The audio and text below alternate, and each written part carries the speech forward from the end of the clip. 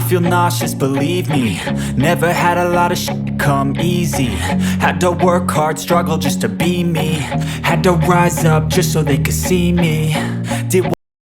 You will hear a conversation between a psychiatrist in the medical centre of the college and a new student. First, you have some time to look at questions 1 to 4.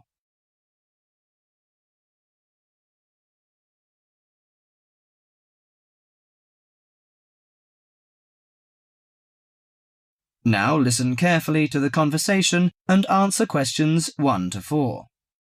Hello, sit down, please. Thank you. Now, you are a new patient, aren't you? Yes, that's right. Okay, so I'd better get some basic details down first. Right, we'll start with your name. Martin Hansen.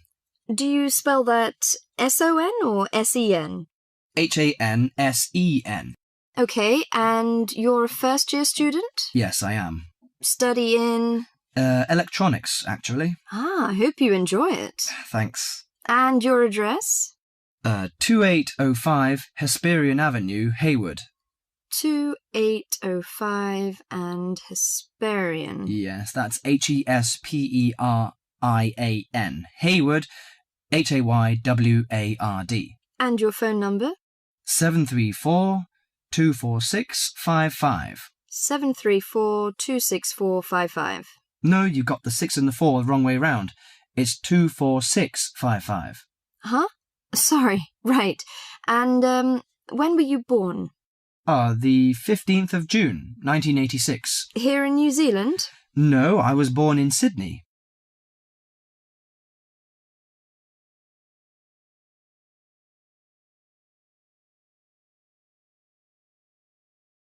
Before you hear the rest of the conversation, you have some time to look at questions 5 to 10.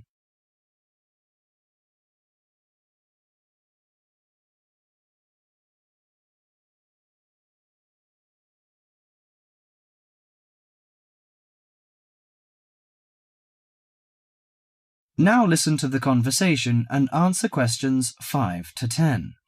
Good. So, what's your problem? Well, frankly, I wonder whether it is a problem. I get the blues, and it lasts for quite a while. I don't know how to... Yes, we all feel sad or get the blues now and again. Generally, our sadness lessens in time, and with the support of friends. However, if the depression leads to difficulty in thinking and greatly disrupts your daily routine, it can be evidence of a psychiatric problem. What do you feel exactly? I always feel sad and worthless. I find it hard to fall asleep and wake up early in the morning. How long has it lasted? Nearly half a month. Do you feel fatigue or loss of energy? Or you may have lost interest or pleasure in usual activities? Yes, sometimes. At first I thought I could overcome it by myself, but I failed, and I'm so glad that you came here. It seems that you are suffering mild depression from your symptoms. Depression? Yes, I feel depressed sometimes. But why would I... Depression may occur as a result of biochemical changes in the body. Alcohol, amphetamines, cocaine, and LSD can bring on depression. Those who have a family history of depression usually have a greater risk of depression. Sometimes the worrying changes in life can lead to depression. I see. I had a really bad breakup of a love relationship. It makes me feel hopeless. Do you think I need some treatment? Yes. Antidepressant medications are often used to treat depression, if it is serious. But I don't suggest them at first because of the side effects. I suggest psychotherapy, which can give you support and help you regain control. So do I need to come here every day? No, I will arrange counselling sessions for you, which will last 12 to 20 weeks. You come here once or twice each week. The psychotherapy is directed at helping you gain insight and understanding about events in your life, which may have contributed to your depression. With growing insight, you can often learn more effective ways of coping with your feelings and changing your behaviour. What can I do to take care of myself? Well, at first you should do some physical exercises on a regular basis, at least 3 times a week. How is your food? Do you eat well? Yes, I think so. I eat at my homestay family. Good. Find a hobby or a positive recreational activity to participate in once or twice a week. I know it's difficult for you, though. When you feel it's hard to overcome the depression, come to the counselling session. Remember, ask for help if the load is too heavy to handle. Yes, I'll try. So, when will my counselling session begin? I'm going to arrange that for you. That is the end of part 1. You now have half a minute to check your answers.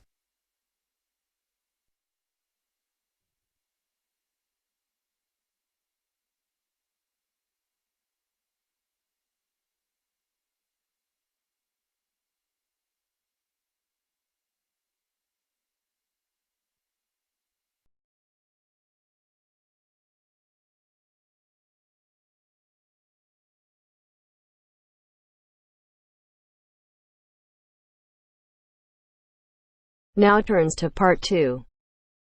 Part 2. You are going to hear a conversation between a student and a driving instructor.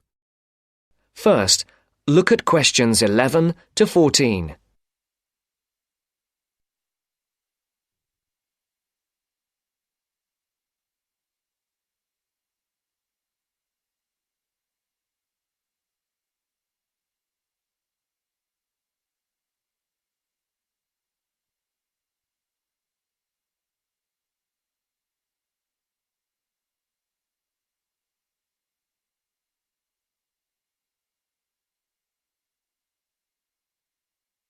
Listen carefully. Hello, I'm going to be your driving instructor today. Are you ready to begin? Hi, hope you don't mind. It's my first time driving a car. Of course not. That's my job. I teach people like you how to become a safe and responsible driver. So let's begin. Remember, the most important rule of driving: safety first. There are some steps to follow. First, you should put on your seatbelt. You should always remember to do that. In case of an accident or emergency, having a seatbelt on is of utmost importance. Okay, I have my seatbelt on. Now what should I do? Start the car. Good. Now make sure that the steering wheel is in the proper position and that your seat is not too far or not too close to the pedals. I'm all ready to go. Should I shift into first gear? Don't forget to put the parking brake down. You don't want to drive with that up. Oh yeah, I almost forgot. If I have the parking brake on, I won't be able to accelerate. Yes, that's right. Now put the car in reverse and slowly back out of the parking space. Good. Put the car in first gear. When should I shift? Is it better to shift slowly or quickly? You can shift whenever you feel is appropriate. This means shifting should occur smoothly. Do not shift too slowly or you will stall. Shifting too fast will waste gas. Shifting is simple. Just remember to shift smoothly. To shift, you will have to push the clutch and then push the gas pedal. Before the broadcast continues, look at questions 15 to 20.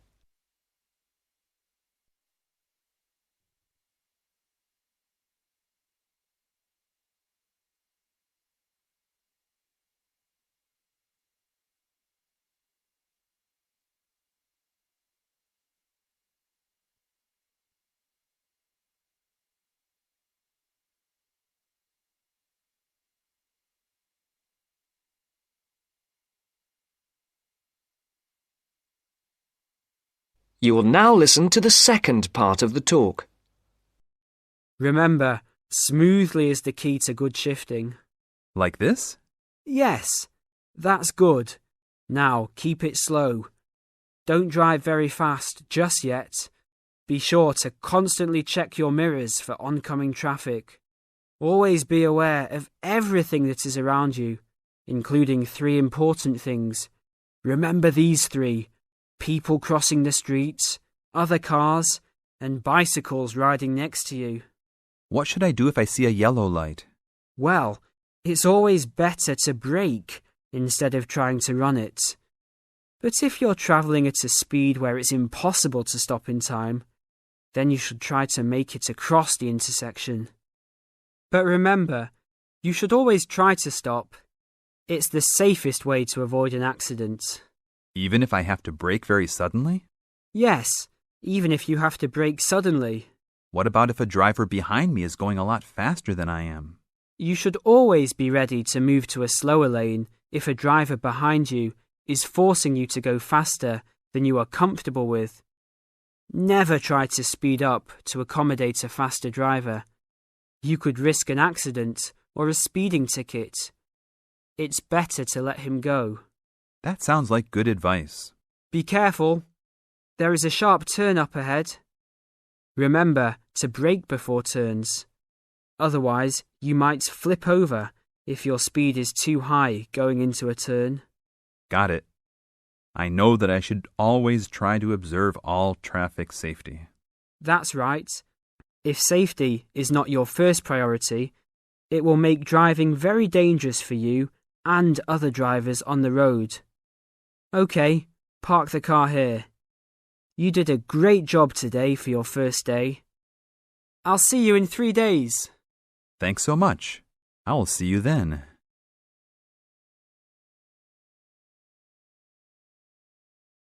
That is the end of part 2. You now have half a minute to check your answers.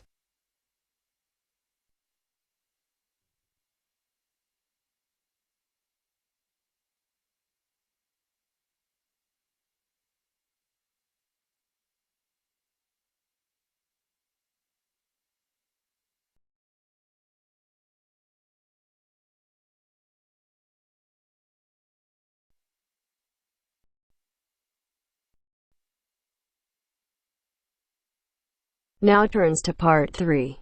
Part 3. You will now hear a radio talk on agricultural regulations. First, you have some time to look at questions 21 to 25.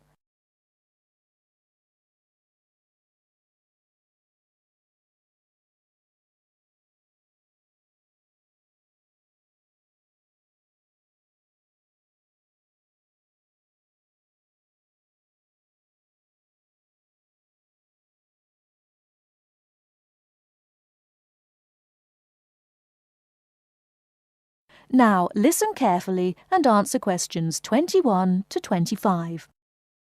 Could there be clearer proof of the arrogance and indifference of those who are supposed to keep our food safe than the muzzling of John Verrill? Agriculture is a business, true, and businesses have to make money. But this shows how ministers and officials put the profits of the agriculture business before the well-being of the British people. Mr. Verrill, a pharmaceutical chemist, was appointed to represent consumers on one of the many committees that advise the government on food safety.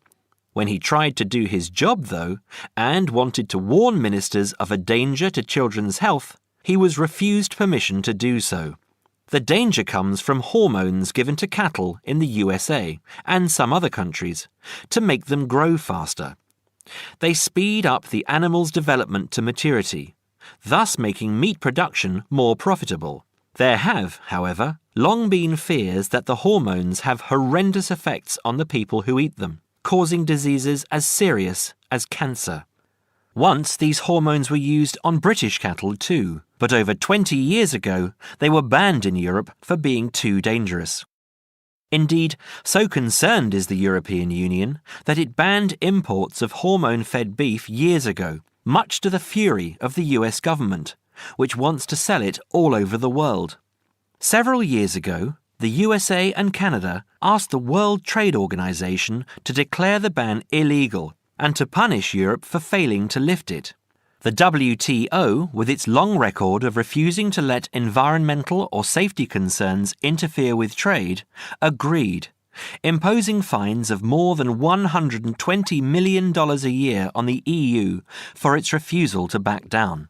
The British government now backs the Americans, claiming that there is no proof that hormone-fed beef does any harm. This is where Mr. Verrill comes in. He is very angry with the government, especially as their claim comes out just after a Danish study shows that growth hormones are 200 times more dangerous than was previously thought. Worried by these findings, Mr. Verrill spoke to government representatives, who did nothing. Before you hear the rest of the talk, you have some time to look at questions 26 to 30.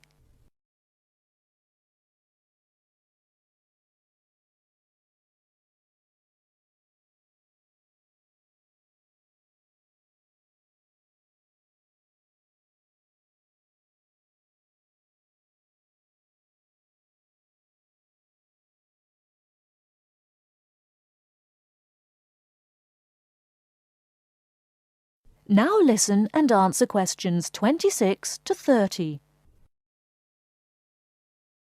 Not only that, but they have not been testing beef which is imported, which, by law, they are required to do. This directly affects the British public, as about 40% of the beef British people eat comes from abroad, supposedly from countries like Brazil, which does not allow the use of growth hormones. Brazilian beef is stocked by some British supermarkets and widely used in catering. Yet, when a Brazilian farm was recently visited by EU inspectors, a large stockpile of this banned substance was found. This is not the first food scandal we have had in our country. Take the present concern over a well-known chocolate company. Several months ago, the company found out that its sweets were contaminated with a rare form of salmonella, but they did nothing about it, leaving their sweets in the shops to be bought by the unsuspecting public.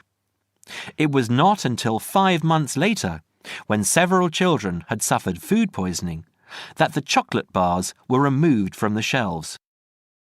It makes you wonder how many other dangerous foods have been allowed onto our plates. That is the end of part 3. You now have half a minute to check your answers.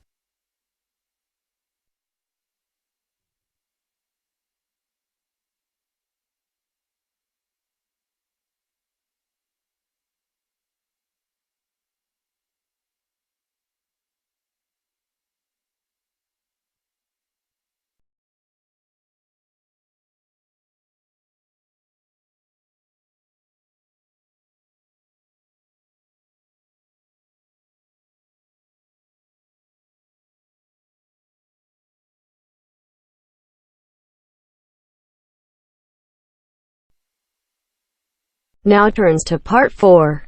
Part 4. You're going to listen to a talk about tea in the UK. First, you have some time to look at questions 31 to 40.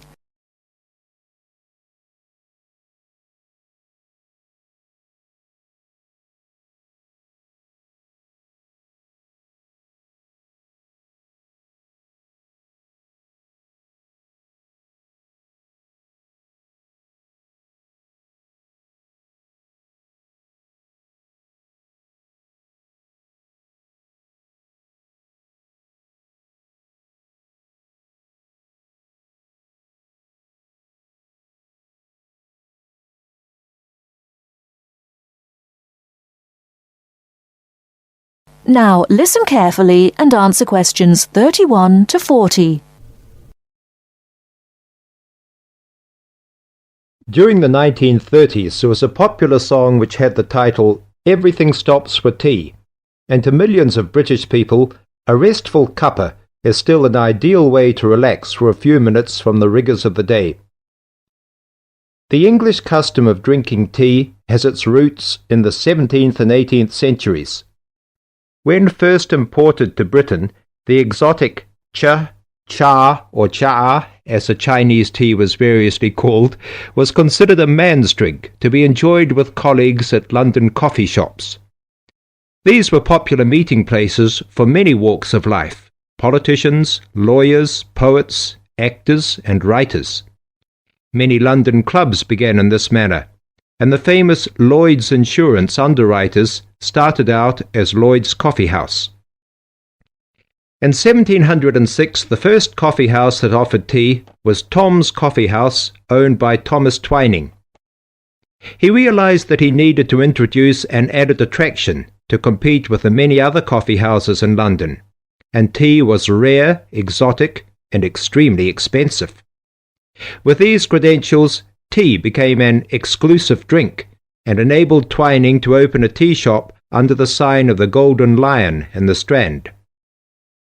By the 18th century, the ladies of the more affluent classes were going China mad, using tea as an excuse for displaying their extravagant purchases of Chinese porcelain and Dresden tea sets. A comprehensive tea tray would consist of a teapot and stand, teacups and saucers, sugar bowl, milk jug, and basin for discarded tea and tea leaves. Tea was still expensive and kept in locked tea caddies. Skilled craftsmen fashioned caddies of carved inlaid woods fitted with crystal and precious metals. To ensure the servants weren't tempted by this priceless commodity, the caddy was kept locked, and only the mistress of the house held the key and prepared tea when guests came to visit. No well-brought-up young Englishwoman could consider herself socially acceptable unless she knew how to brew a proper cup of tea. As the 18th century progressed, changes in commerce and working hours resulted in the main meal of the day being taken much later in the evening. The prospect of lasting from breakfast until evening did not appeal to the Duchess of Bedford, who is usually credited with being the first to alleviate late afternoon hunger pangs by introducing a small 4 o'clock meal served with tea. With time, the light, wafer-thin toast or delicate white bread gave way to exotic fillings like tomato and egg, cucumber, chicken, or potted shrimps, followed by buttered scones, crumpets, or elegant pastries. The popularity of tea continued to spread, but it was not until 1839 that the first shipment of Assam Indian tea was landed in Britain. A healthy trade with India was soon established, and tea clippers, like the Cutty Sark, now a museum in a dry dock at Greenwich, were reaching the peak of their sailing days. In 1879, the first limited shipments of Ceylon tea began to arrive, and by 1880 this had been firmly established alongside Indian and China teas, giving the broad range of teas that are available today. There have been few changes in 3 centuries of tea trading. London is still the centre, and indeed Twining still has a shop on the site of the original Tom's Coffee House at 216 The Strand. The name Twining has been linked with tea for over 280 years. Indeed, it was Richard Twining, in his capacity as chairman of the dealers of tea, who in 1784 persuaded Prime Minister William Pitt to reduce the high tax on tea, making the beverage more accessible to the general public. That is the end of part 4. You now have half a minute to check your answers. I feel nauseous, believe me. Never had a lot of shit come easy. Had to work hard, struggle just to be me. Had to rise up just so they could see me. Did what I had to do just to feed me, and what was left over I put towards my dreaming. But the only thing in life that has meaning are the things you gotta work for, believe me. Take into your hands a plan your own hands can land.